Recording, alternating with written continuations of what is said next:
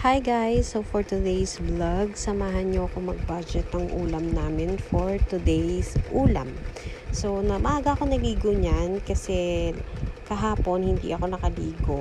Pagkahatid ko kasi kay Yang sa school, nasiraan ako ng tricycle. So hanggang hapon nasa talyer ako.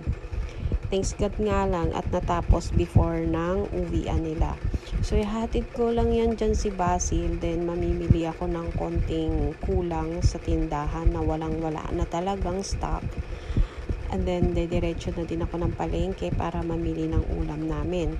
So, sa aking pananaw, sabi nila sa kasabihan, pag gusto mo daw umunlad, is dapat yung pumapasok na pera hindi ganun kalaki ang dapat na lumabas. So, nasa pagbabudget lang yan. So, ang target ko kasi everyday na ulam namin, hindi siya lalagpas ng 300 plus lunch na yon at saka dinner na ulam.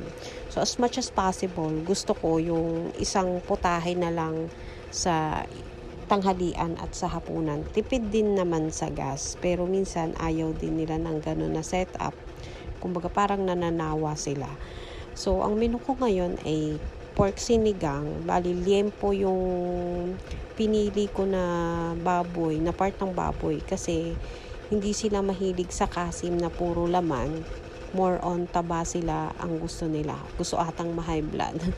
Tapos, sa sahog naman, talong lang ang absent sa sinigang ko kasi yun lang ang hindi nila kinakain na sahog sa sinigang na gulay. Kasi si Yang tsaka si Basil, mahilig sila sa labanos, sa gabi, ako naman sa okra, tsaka sa kangkong, yan, mahilig yan si Basil at tsaka si Kuya. So, ang gusto ko sa sinigang ay yung dinudurog ko yung gabi kapag malambot na. Sabay ko na siya pinapakuluan sa labanos at saka sa baboy para mabilis siyang lumambot, madurog ko siya.